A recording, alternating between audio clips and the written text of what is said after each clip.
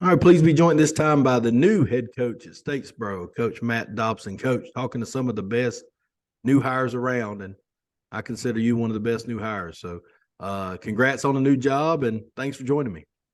Chris, thank you. I appreciate that, man. I don't know if you're right on the best new hires, but appreciate you having me on, and thanks for all you do for coaches around the state. Really enjoy listening to all your different podcasts and read a lot of your books and different resources you put out. So thanks for doing all this. I appreciate it, Coach. It's fun, and one of the things I really like highlighting is the guys that are coming in new. It's always, a fresh start, and the truth is, some of these, some of these people end up with phenomenal careers. Some people struggle, but the hope is what really is exciting for teams. And this time of year, everybody's got some hope, Yeah. but no more than the new guys. The people who have a new coach in town and try to put in a new system and things like that. So excited to talk to you, Coach. Statesboro, this is a team that's won the state championship twice in the 2000s. This is not this is a very proud, very good football program, but they have struggled in the last 10 years, haven't won more than 5 games. What's going to be new at Statesboro? Well, Chris, I think a lot's going to be new, really. Like you said, they won it 2 years, 01 and 05, and played for it about 5 times. And, since 2012, like you mentioned, just haven't had a lot of success, and, different reasons for that. But a lot of things are going to be new. We're bringing in almost an entirely new staff. 3 guys that were on staff last year are sticking around with me. Everybody else is going to be new. So whole new coaching staff, bringing in a new a lot of young coaches, a lot of youth, energy. So a lot of things are going to be different there. Offensively, we're going to be much different, similar to the things we were doing at North Forsyth, being up tempo, definitely throwing the ball around a little bit more and spreading it around. And then defensively, we'll be a little different as well. I hired Coach Jacob Lord, that was the head coach and athletic director at Robert Toombs Christian Academy, and was at Jeff Davis before that to be my defensive coordinator. So we'll be different offensively, defensively, in all areas, and just trying to get that new energy in our program, and bring the tempo to our entire program, on the field, off the field, in the weight room, really everywhere. Coach, what's been maybe the biggest thing that's been different than you thought it would be? And it doesn't have to be specific to Statesboro, just with getting a head job. Well, what's been something that you're like, man, I didn't know I was signing up for this? Yeah, well, everybody told me this, ahead of time. There's just way less time for ball, and everybody told me that, and it's true. But when you really get in the thick of it, you realize, man, that's true. Jacob, my defense coordinator, was saying, "Hey, did you watch? Have you watched this tape yet?" And I'm like, Jacob, I've watched no tape on anything. Hopefully this summer things will slow down a little bit and be able to watch some more tape. But just the football aspect, man, you know we've been, like I said, hiring a whole new coaching staff, and so doing those things, making phone calls, and then just the ins and outs of being a head coach, getting things ordered, and dealing with the physicals and equipment, and all those things, and just very little time for ball. And so I'm excited to get on the grass for spring practice and be able to get a little ball in my life, because that's obviously why we all got into this business, was to do ball. And so far, since February, there's been very little ball in my life. Yeah, it goes fast. I'd love to tell you it's going to get better, but it might only get a little better. You might get Yeah, a little better when you're not brand new, but that's right. it's just kind of how it is. But you find time, and Coach, you said you start in spring tomorrow, so I know that's exciting for you, and first practices and all. And what are these guys going to expect? What's something you guys do at practice that you think something we do pretty well? Yeah, well, there's a few things that are going to be different for these guys, as they've kind of been two platooned and just played on one side of the ball, and so we're going to cross guys over, and everybody on our team is going to play an offensive and a defensive position, at least through spring practice and into the summer, and just think it makes them better football players, getting reps on both sides of the football. So we're going to play guys both ways throughout spring practice. That's going to be new for them, and then just playing with more tempo. Like I said, we're going to be an up tempo offense, but I want everything in our football program to be up tempo. And so just that was one big adjustment we had to make in the weight room, was the tempo of the way we're going to work. And so everything in our program is just a little bit faster than these guys are probably used to. And so that's going to be some big adjustments for them. And then, obviously we'll have new drills and new things. And, they were a much heavier run team the past few years, really the past 20 years, honestly. They've been a heavy run team. And so transitioning to more some spread stuff. And so some new things there for them that I think they will enjoy, but going to be much different for them. Yeah, and that's a transition, more than people Yeah. think when you don't have. I did that at two different places where the team was used to maybe playing three or four running backs at a time, and you get away from that. Just some of the drills, some of the skills that the guys develop, just takes a little bit of time, to develop that. So excited to see what you guys can do. I hadn't seen Statesboro play in a while, but I do know the last time I saw them, there was a lot of running. Yeah. Well, they were wishbone for a long Yeah. time. Yeah. Bone. That's yeah. They've been been a little different from the wishbone, but still very heavy run, and had some really good athletes at the quarterback position, a lot of quarterback run game, and so like I said, it'll be much different, and that's kind of one of the big things is trying to develop quarterback play for what we're going to do offensively, trying to develop some young Right. guys and build that quarterback depth that we're going to need here. So Yeah, absolutely. And it takes time, but you guys have the right setup there. It's a wonderful place to coach football, Statesboro, Georgia, man. What a good place. Coach, it is South Georgia though, that's South Georgia. You've been up in North Forsyth, that's North Georgia. That's that's Atlanta right. to the people down there. So That's right. what's one thing you noticed to be different so far? Well, I think there's a lot of differences. It's probably a lot more similar to when I was at Cook County down in Adel. It's probably a lot more similar to the kids um, but the people in this community, man.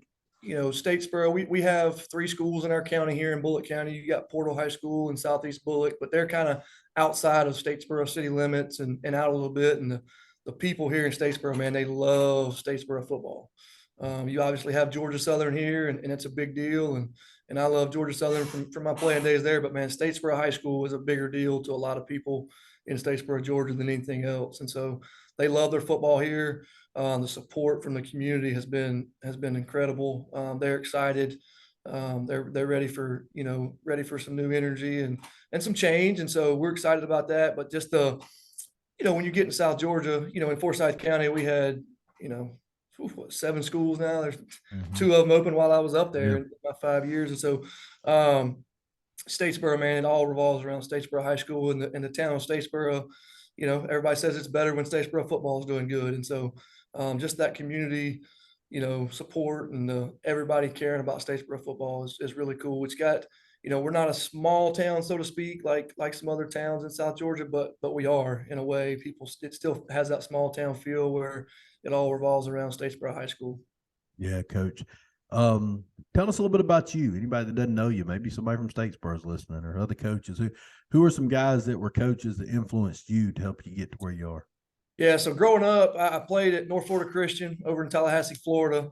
Played for 2 head coaches that have both been in the state of Georgia. Some Tim Coakley, that was at Colquitt and Greater Atlanta Christian, and he was my head coach my freshman and sophomore year.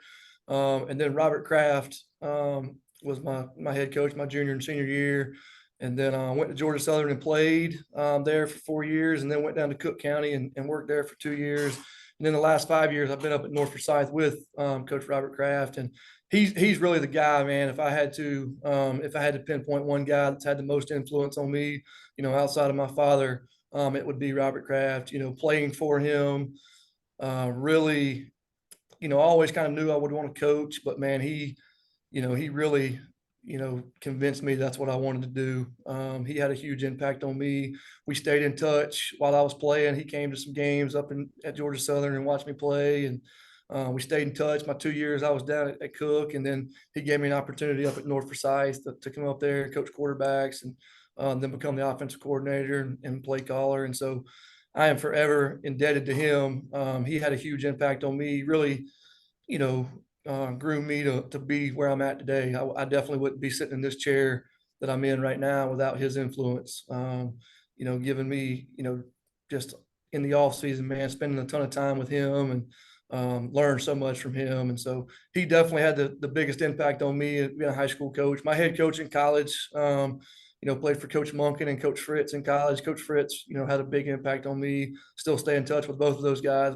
But Coach Fritz, a lot of his philosophy in coaching football, his plan to win, the interactions he has with players is a big part of what we're doing here at Statesboro High School. And so both of those guys just had a big influence on me.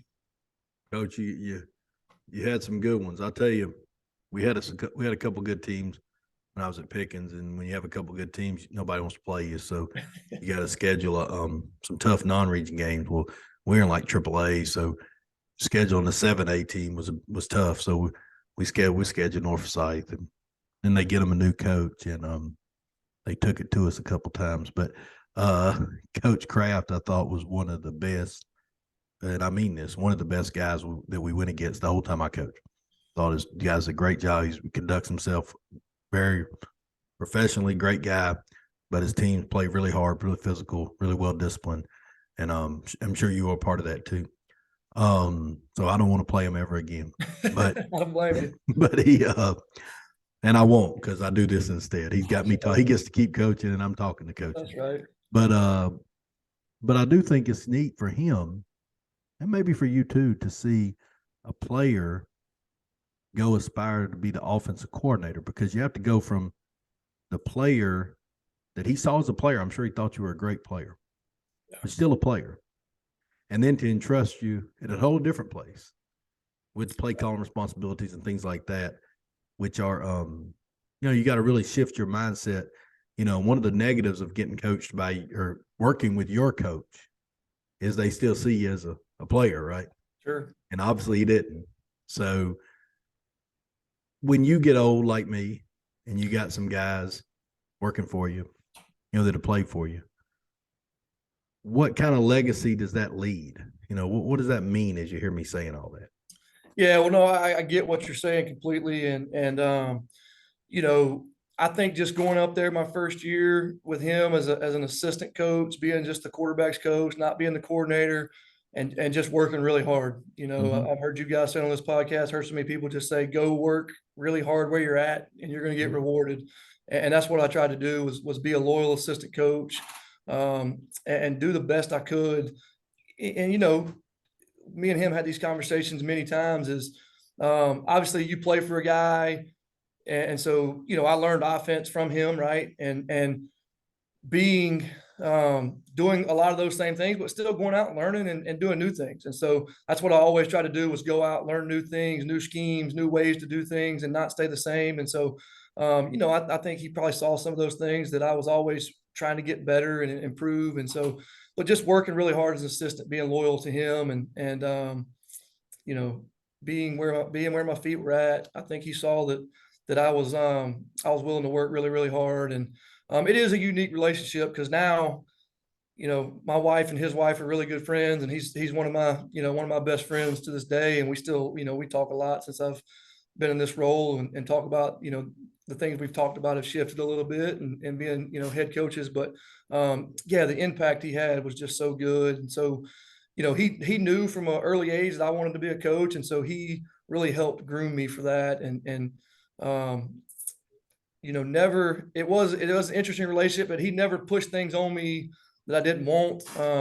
He wasn't trying to give me advice that I didn't want, but I was always seeking that advice out from him, I feel like. And so it's definitely a unique relationship, and one I'm grateful for, that it worked out. Because like you said, he does a great job, not just from the X's and O's. I've learned obviously a ton of X's and O's from him, but how we get our guys to play hard, Mhm. the culture you set for your program, the ins and outs, the head coach stuff that people don't see behind the scenes. And so definitely thankful for that relationship with him. Yeah, he's a good one. Coach, I'll ask you a question and a statement. Two more things. One, tell me one thing that you learned this offseason, like schematically, offense, defense, just something when you had a few minutes. What's something you learned this year? Yeah, so really, doing some self-study stuff, some self-scout stuff, try to do that every year. Um, and just looking at, talking with some different coaches on some play action protection, gap scheme protection stuff. We're a big gap scheme team. We've transitioned more, we'll still do some zone stuff, but transition more to gap scheme stuff. And looking at, when we run gap scheme protection, play action shots, how much more efficient we are throwing the football. And so just really trying to learn from some different guys, on gap scheme protection stuff, play action protection, and our shot game. And learning how to get better at that. So talking with, mainly offensive line Yeah. coaches with that stuff, because, I've been a quarterback guy and coach skill guys. And so always trying to learn from those big guys, because we all know that's where it really gets started at. It's with those big guys up front. So just trying to get better in the protection stuff aspect of football, because these defenses, Yeah. these defenses are so good and they're getting so good with their pressures. And if you're sitting there dropping back, throwing the football in drop back Yeah. game these days, you're going to be toast. And so just trying to get better with our gap scheme protection and play action stuff. That's a great topic, by the way, because people don't quite, if you're not real familiar with it, you wouldn't understand that it's not easy to pass pro with the gap look. It's not. Some people make it out like it is, but it's not. It's simple in idea, but it's it looks good on the board. Yeah, it looks great on the board. But and you can straight pass pro. We can pass pro, we can jump them, and we can play action and throw it over their head. But it doesn't look like the gap play. That's right. But we understand who's got who, and we keep square to them, and you can cover them up. But it doesn't look like the run play. Or we can make it look like the run play, and at least till about September 15th, it's going to look awful. Right. So just be prepared. That's right. Maybe you fixed it, but that was my experience. No, we're that's with a great topic to be talking about. No, I'm with you. We got into a little bit of it last year, and it can get frustrating in practice. Yeah. Well, they just have to turn their head. They have to do some different things that they don't used to do on pass pro, and it's just different. But it's a great topic, because the more you can make, and that's why the RPOs are so successful, because they do look like the run and play. Nobody knows any different. If you can make your play action game look like that, you'd have something, but it's much easier said than done. Yeah. Coach, you mentioned your coaching staff a couple of times, so I'm gonna get you out on this one. Brag on these guys a little bit. The guys that stayed with you, the guys that are coming, anybody you can tell us about anyway. Talk about these guys a little bit, and we'll get out of here. Yeah, so like I mentioned, Coach Lord is coming to me from Robert Toombs. Been a head coach, athletic director, been a coordinator at some schools before that. He's just a tremendous leader of our defensive room. I was fired up to get him hired because I'm going to be coaching on the offensive side of the ball, and so really wanted the defensive coordinator, man, that I can trust. He's going to go in there, and get the job done and lead a group of men. And I couldn't ask for a better, leader of men and a guy that knows ball on the defensive side of the ball. And with all our guys we tried to hire, man, I really wanted to hire good people first. I just believe that the ball will take care of itself if you got the right people that understand your, what your identity and your culture is. They understand that, and they're good people. They love your kids, build relationships with your kids. The ball is going to take care of themselves. And so Jacob was one of my first hires. My offensive line coach is going to be a guy named Sean Gaddy. He's coming from Hart County. He went to Hart County with Coach Gillespie and worked up there been up there for a number of years now. And so he's going to coach the offensive line, be in our weight room, which is obviously those two spots, or you can't overstate the importance of those, man. In the weight room and the O-line. I got a guy named Brandon Termins coming with me from Thompson High School, won the state championship as the quarterback coach there at Thompson. He's going to come and coach receivers for us. He's going to do a really good job. He's from that area, and he's going to do a really good job. We got Messiah Dalton coming from Thomasville. He's coming to coach running backs. He's been around a few places, won some state championships at Lee County. So he's coming to coach running backs. Once again, just a phenomenal guy, former military guy, just the kind of person you want around your kids, a great leader. I got a guy coming with me moved down here from North Carolina recently. That's going to coach our tight ends, Matt McCutcheon. So this will be his first job in the state of Georgia. He was in the Durham area up in North Carolina. So excited to get him. And then I got some other guys on defense that were returning from last year's staff. Kelton Elvine was here last year. He's from Bleckley County, played there at Bleckley, and he played with me at Georgia Southern, actually. So I had a familiarity with him. He's going to coach our outside linebackers. Then I got a guy who played here back when Statesboro was really good, played on the 05 state championship team, named Quentin Williams. He's going to coach our defensive line, do a phenomenal job. And then Josh Hall is going to coach our defensive backs. He was a guy who had been here with Coach Kaiser, with Coach Kaiser at Tattnall County as well. He's going to coach our defensive backs. And then Chris Wickstrom came down here last year, was his first year on staff here.